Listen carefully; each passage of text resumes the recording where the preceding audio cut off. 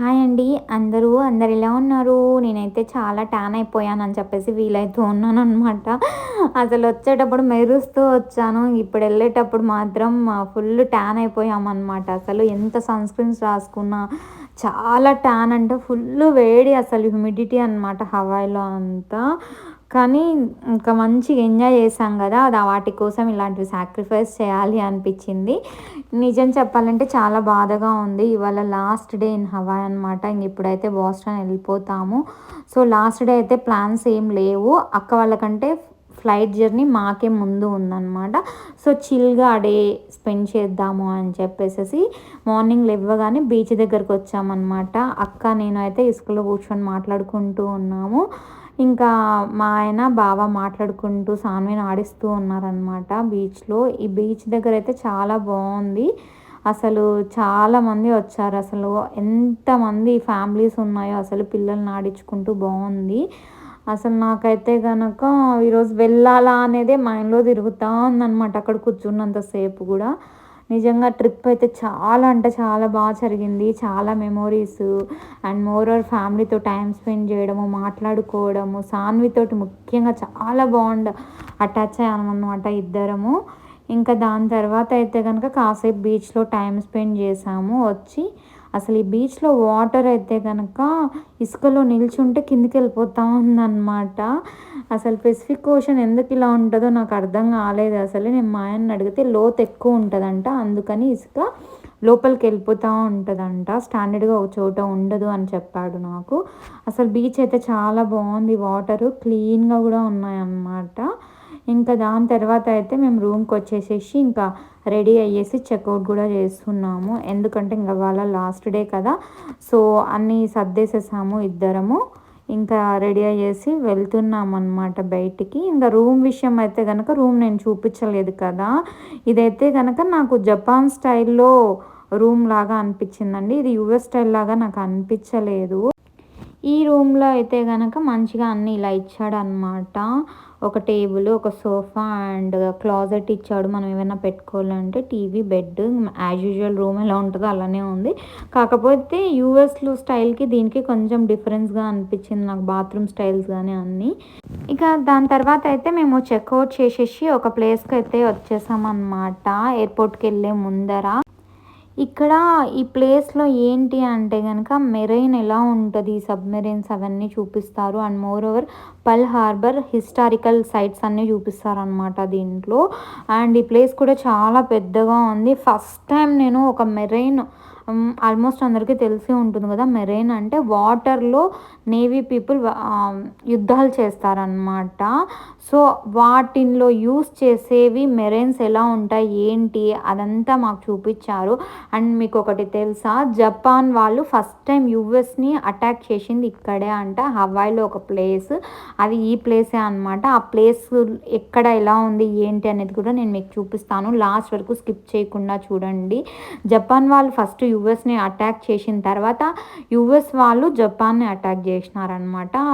So, ఈ attack ఎలా జరిగింది, ఏంటి అనేసి ఈ ప్లేస్ అంతా చూపిస్తా ఉన్నారు. ఇక్కడ వీళ్ళన్నీ రాసి ఎక్స్‌ప్లెయిన్ చేస్తున్నారనమాట. మీరు గమనిస్తే ఆ చివర్లో ఒక ప్లేస్‌లో జపాన్ వాళ్ళు అటాక్ చేసినారనమాట ఒక షిప్‌ని. ఆ షిప్ ఇప్పటికీ అలానే ఉందంట.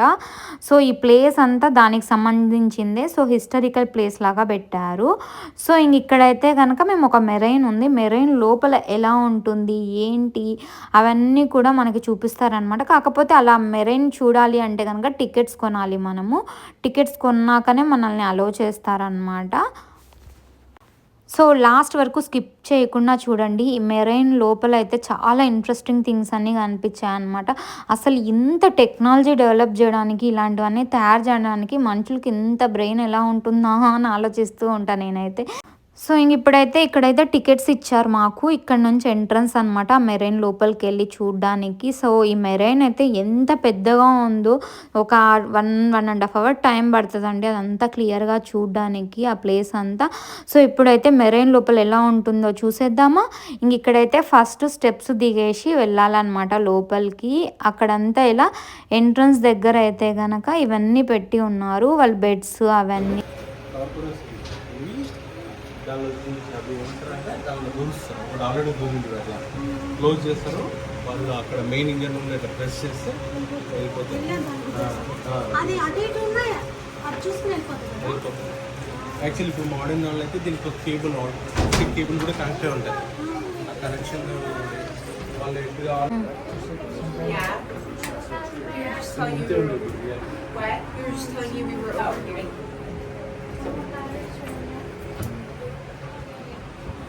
స్నానం చేయడానికి టాయిలెట్.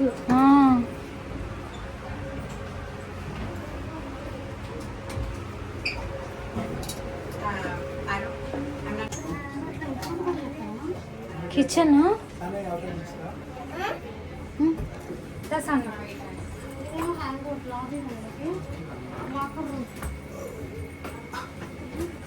చూడు కిచెన్ ఇక్కడ చూడు పడుకోవడానికి. 6 feet ఉంటే ఎట్లా ఉంటుంది నాకే కొంచెం చిన్నగా అనిపిస్తుంది.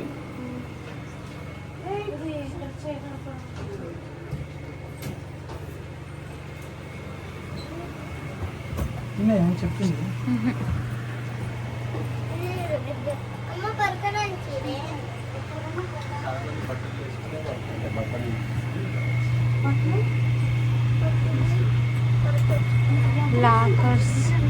లాకర్స్ బెడ్ వీళ్ళ ఫ్యామిలీ ఫోటో. సబ్మెరైన్స్ ఇంత బాగుంటాయా అని నాకు తెలియదు అసలు. ఇంత పెట్టుకొని వీళ్ళు యుద్ధాల కోసం ఇవన్నీ చేస్తారని నాకు అర్థం కాలేదు దాంట్లోకి వెళ్ళి చూసేంతవరకు. దీంట్లో అయితే ఒక్కొక్క రూమ్ ఒక్కొక్క స్పెషల్ లాగా ఉందన్నమాట. ఒక దాంట్లో వాళ్ళకి ఫుడ్కి సంబంధించిన వంట చేసుకోవడానికి కిచెను, కొన్ని చోట్ల బాత్రూమ్స్, కొన్ని చోట్ల బెడ్స్, కొన్ని చోట్ల కంట్రోల్ సిస్టమ్స్ అండ్ ఈ engine room separate, control room separate and ఇవన్నీ ఒక్కొక్క దానికి ఒక్కొక్కటి సపరేట్గా ఉన్నాయన్నమాట. దీంట్లో ఎంతమంది ఉంటారో అసలు. అక్కడ మామూలుగా నిల్చుంటేనే చాలా హీట్ ఉంది, అట్లాంటిది ఇది రన్ అయ్యేటప్పుడు ఎంత హీట్ ఉంటుందో ఏమో మరి. అసలు ఇది ఎప్పుడో ఫస్ట్ యూజ్ చేసిన యుద్ధంలో మెరైన్ అంట ఇదైతే గనక. అమెరికా వాళ్ళు జపాన్ వాళ్ళని అటాక్ చేసినప్పుడు యూజ్ చేసిన మెరైన్ అంట ఇది. సో ఆ మెరైన్ని వీళ్ళు ఇలానే పెట్టి హిస్టారికల్ ప్లేస్ లాగా పెట్టి చూపిస్తూ ఉన్నారనమాట మనకి. ఇది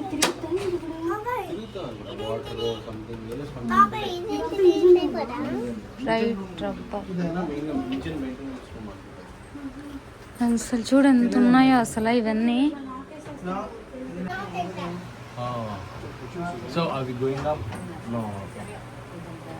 అక్కడ నుంచి వాళ్ళు ఎక్కి చూస్తారేమో తెలుసుకోండి.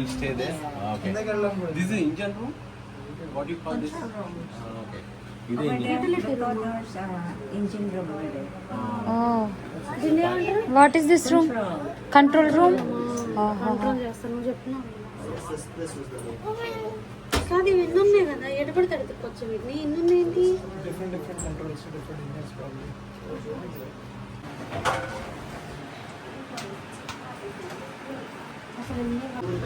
ఇది మళ్ళీ 3 floors.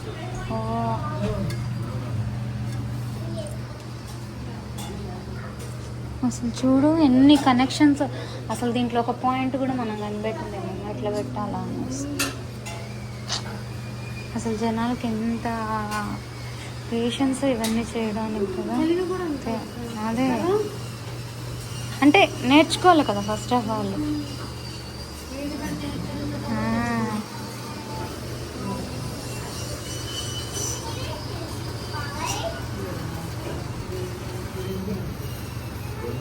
చూడు చాలా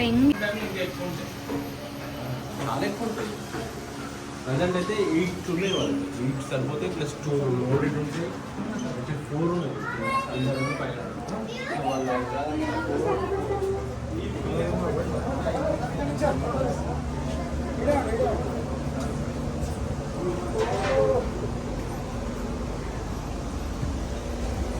ఇక్కడ నుంచి చూస్తే గనక మనకు ఒక ఐలాండ్ కనిపిస్తుంది అనమాట. ఒక చిన్న ప్లేస్. ఆ ప్లేస్లో జపాన్ వాళ్ళు అటాక్ చేసింది కనిపిస్తుంది అంట. అక్కడ ఒక షిప్ మీద అటాక్ చేస్తే ఆ షిప్ రివర్స్ అయిపోయింది. ఆ షిప్ ఇప్పటికీ అక్కడ మీరు దూరంగా చూస్తే కనుక వైట్ కలర్లో ఉంది కదా, దాన్ని ఒక దాన్ని ఒక హిస్టారిక్ ప్లేస్ లాగా చేశారనమాట. ఇంకా అలా ఆ ప్లేస్ చూసిన తర్వాత ఇంక మేమైతే వచ్చేసాము. సాన్విని వదిలొస్తుంటే చాలా బాధేసిందనమాట. ఇంకా దాని తర్వాత మాకు ఫ్లైట్ 9 అవర్స్ జర్నీ బాస్టన్కి వెళ్ళడానికి. సో ఫుడ్ పెడతారో ఎలా ఉంటుందో తెలియదు. సో కొంచెం ప్రిపేర్డ్గా మేమైతే పిజ్జా ఆర్డర్ ఇచ్చుకొని తినేసినాము. ఇంక ఇప్పుడైతే ఫ్లైట్ స్టార్ట్ అవ్వబోతుంది. అక్కడ కొద్దిసేపు డిలే అయింది, ఆల్మోస్ట్ 1.5 అవర్. కానీ అట్లా మాట్లాడుకుంటూ టైం స్పెండ్ చేసినాము. ఇంక ఇప్పుడైతే కనుక విండో సీట్ దొరికింది ఇప్పుడు కూడా మా ఇద్దరికి. సో మంచిగా అలా కూర్చొని ఎంజాయ్ ఏం లేదు, కొంచెం బాధగా ఉంది ట్రిప్ అయిపోయి వెళ్ళిపోతున్నాము అని చెప్పేసి. ఇంకా నేనైతే బాయ్ బాయ్ హవాయ్ అని చెప్పేసి కొద్దిసేపు పడుకున్నాను. దాని తర్వాత అయితే ఫుడ్ ఇచ్చారనమాట ఫ్లైట్లో. ఇదైతే కనుక చికెన్ అన్నం అయితే చాలా మెత్తగా ఉంది. ఫస్ట్ టైం చాలా డిఫరెంట్గా అనిపించింది. అది తిన్నాక ఇంకా పడుకునేసినాను అనమాట. చాలాసేపు ఆల్మోస్ట్ 4 to 5 అవర్స్ నిద్రపోయాను అండ్ 1 మూవీ చూశాను. ఇంకా మార్నింగ్ బాస్టన్కి రీచ్ అయ్యే ముందర మాకు ఒక బ్రేక్ఫాస్ట్ అయితే ఇచ్చారు. నాకైతే ఆ బ్రేక్ఫాస్ట్ తినబుద్ధి కాలేదు. ఆమ్లెట్ విత్ బ్రెడ్ అనమాట. ఇంకా తినే అంత అనిపించలేదు నాకు మార్నింగే. సో కాఫీ తాగుతున్నాను అనమాట. వాళ్ళు కాఫీ ఇలా ఇచ్చారు. నేనైతే మిల్క్ క్రీమ్ వేసుకొనేసేసి అండ్ షుగర్ వేసుకొని కలుపుకొనేసి మంచిగా ఒక కాఫీ తాగుతూనే మళ్ళీ కొంచెం రిఫ్రెష్మెంట్ లాగా అనిపించింది అనమాట. ఎందుకంటే మళ్ళీ బాస్టన్ ఎయిర్పోర్ట్లో కాసేపు వెయిట్ చేయాలి క్యాబ్ కోసము అని చెప్పేసి ఫైనల్లీ బాస్టన్కి వచ్చేసాం. ఇప్పుడైతే ఎప్పుడెప్పుడు ఇంటికి వెళ్దామా అన్నట్లు అనిపించింది అనమాట. ఫైనల్లీ ఇంటికి అయితే రీచ్ అయిపోయాము. ఇంటికి రాగానే నేనైతే లాగిన్ అయ్యాను. యాక్చువల్లీ నేను ఉన్న లీవ్స్ అన్నీ తీసేసుకున్నాను అనమాట. సో వెంటనే లాగిన్ స్టార్ట్ చేసిన, వర్క్ మేనేజ్ చేద్దాంలే అని చెప్పేసి. ఇంకా నేనైతే తెచ్చిన మ్యాగ్నెట్స్ అవన్నీ ఓపెన్ చేసేసి అవన్నీ చూస్తూ ఉన్నా ఎలా ఉన్నాయి ఏంటి అనేసి. నేను ఆల్మోస్ట్ చాలా మ్యాగ్నెట్స్ 3 మ్యాగ్నెట్స్ కొన్నాను అనమాట. హవాయిలో, ఓహాహులో అక్కడ అన్నీ కొన్న ఐటమ్స్ అన్నీ తీసుకొచ్చేసేసి ఇంకా ఫ్రిడ్జ్కి అయితే పెడుతున్నాను అనమాట. నాకు చాలా ఇష్టం ఇట్లా మ్యాగ్నెట్స్ కలెక్ట్ చేయడం. ఇప్పటికీ వెళ్ళిన ప్లేసెస్ ప్రతి ప్లేస్లలో కొంటూనే ఉన్నా. ఒక్కటి మాత్రం నేను నయాగరాది ఎక్కడ పెట్టానో గుర్తులేదు. ఇండియాకి వెళ్ళే ముందర అది మిస్ అయిందనమాట. సో ఇంక ఇప్పుడైతే కనుక మ్యాగ్నెట్ కూడా పెట్టేసిన. సో దాంతో ట్రిప్ ఫుల్ఫిల్ అయిపోయింది అనమాట. వన్స్ మ్యాగ్నెట్ తెచ్చి ఫ్రిడ్జ్కి పెడుతూనే ట్రిప్ కంప్లీట్ అయిన ఫీలింగ్ వస్తుంది. ఇంకా దాని తర్వాత అయితే నేను వెంటనే నాకు పప్పు అన్నం తినాలనిపించింది. పప్పు అన్నము అప్పడాలు వేసుకొని తింటూ ఉంటే ఎంత జర్నీ చేసి ఇంటికి రాగానే ఆ ఫుడ్ తింటే అసలు ఆ హ్యాపీనెస్సే వేరనమాట. సో ఇదండి మా హవాయ్ ట్రిప్పు. మేమైతే ఇలా ఎంజాయ్ చేసినాం. మీరు ఎవరైనా పాత వీడియోస్ చూడకుండా ఉంటే వెళ్ళి చూసేయండి. ఐ హోప్ మీకు ఈ వీడియో నచ్చింది అనుకుంటున్నాను. మీకు నచ్చినట్లయితే please like, share and subscribe to my channel. Thanks for watching. Meet you in next video. Bye bye. Don't forget to subscribe Saujis Magical Moments.